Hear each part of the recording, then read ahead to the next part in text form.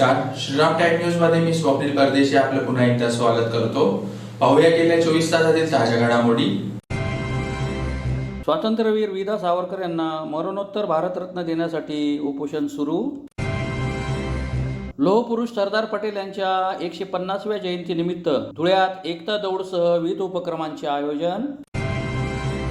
महामार्गावरील Ashok लेलँडच्या light commercial व्हेकलच्या शोरूमचे धुळ्यात उद्घाटन. आणि मुस्लिम बहुल भागात सतत खंडित होणाऱ्या वीज पुरवठ्याबाबत उपाययोजना करण्याची मागणी. आता बातमीपत्र विस्ताराने. स्वातंत्र्यवीर विनायक दामोदर सावरकर यांना मरणोत्तर भारतरत्न देण्यात यावे या मागणीसाठी प्रेरणा बहुउद्देशीय संस्थेच्या वतीने धुळे शहरातील क्युमाइन क्लब समोर 2 दिवसीय उपोषण छेडण्यात आले आहे. स्वातंत्र्यवीर विनायक दामोदर सावरकर यांचे स्वातंत्र्य चळवळीत मोठे योगदान आहे, तरीही त्यांना भारतरत्न पुरस्कार मिळालेला नाही. मात्र आता सावरकरांना मरणोत्तर भारतरत्न देण्यात यावा अशी मागणी या उपोषणाद्वारे करण्यात आली आहे. यावेळी प्रेरणा बहुउद्देशीय संस्थेचे अध्यक्ष सुनील देसले, तुळशीराम बाविस्कर, राजेंद्र पाटील, दिनेश देवरे, संदीप पाटील, राकेश पाटील, दीपक मोरे, बबलू चौधरी, अनिल देसले, हेमराज पाटील, सुनील चौधरी आदी उपस्थित होते. ओजस्वी वक्ता आणि प्रतिभाशाली साहित्यिक अशा अनेकविध गुणांच्या माध्यमातून आपले जीवन केवळ देश आणि मातृभूमी यासाठी झोकून देणाऱ्या स्वातंत्र्यवीर सावरकरांना भारतरत्न पुरस्कार मिळावा ही आमच्या प्रेरणा बहुउद्देशीय संस्था मागणी करत आहे.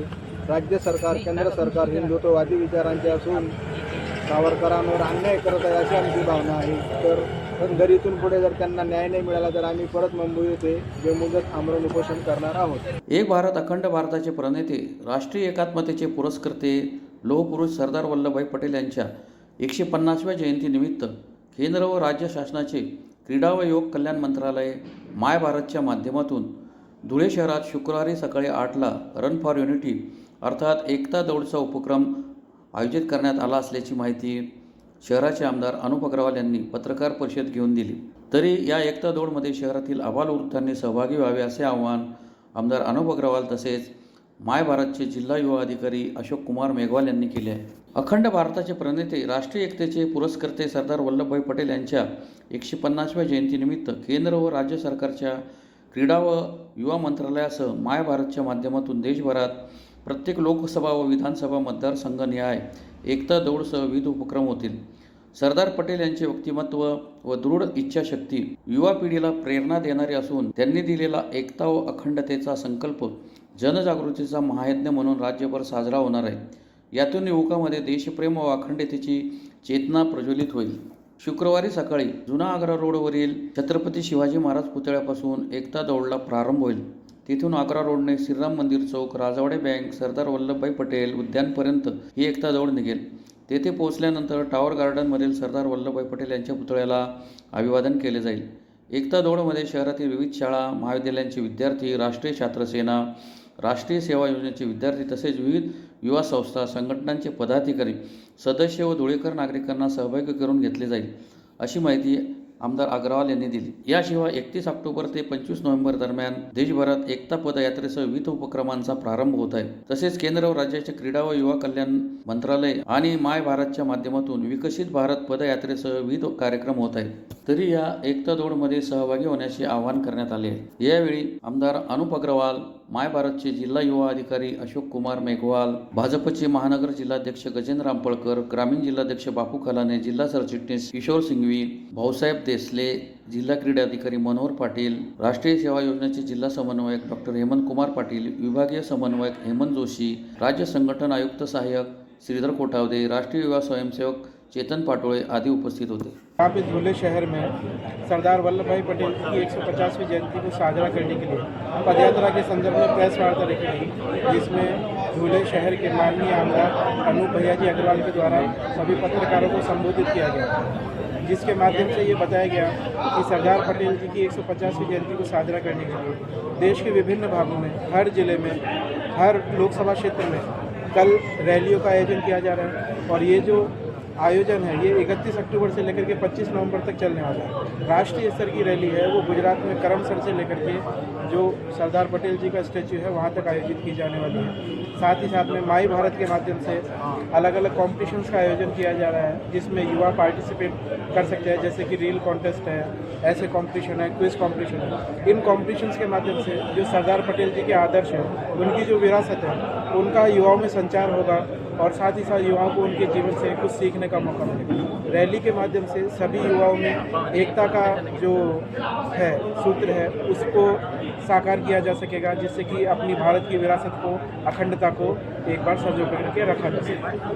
धुळे शहरातील मुंबई आग्रा महामार्गावरील वालचंद बापूजी हॉटेलसमोर हिंदुजा समूहाच्या अशोक लेलँडचे धुळ्यातील अधिकृत सेल्स व सर्व्हिस अय्याश ऑटोमोबाईल्स या अत्याधुनिक लाईट कमर्शियल व्हेकलच्या शोरूमचे महाराष्ट्राची लाडकी अभिनेत्री सोनाली कुलकर्णी यांच्या प्रमुख उपस्थितीत गुरुवारी उद्घाटन करण्यात आले। कार्यक्रमाच्या अध्यक्षस्थानी जिल्हा पोलीस अधीक्षक श्रीकांत देवरे हे उपस्थित होते। मुंबई आग्रा महामार्गावरील सुरत बायपास चौकात वालचंद बापूजी हॉटेलसमोर उभारण्यात आलेल्या या भव्य शोरूममुळे धुळे व नंदुरबार जिल्ह्यातील तसेच परिसरातील व्यावसायिक, वाहतूकदार व शेतकऱ्यांना साथी, दोस्त, बडा दोस्त, पार्टनर आणि मित्र यासारखी अशोक लेलँडची लोकप्रिय वाहने खरेदी करणे आणि सर्व्हिसिंग करणे सोपे होणार आहे। या ठिकाणी ग्राहकांना विक्रीसह उत्कृष्ट सर्व्हिसिंग आणि वाहनाचे ओरिजिनल सुटे भाग अशा सर्व सुविधा एकाच छताखाली मिळणार असल्याने त्यांना नक्कीच फायदा होईल, असा विश्वास अय्याश ऑटोमोबाईलचे संचालक यस सुनील मंत्री यांनी व्यक्त केले आहे। या प्रसंगी अभिनेत्री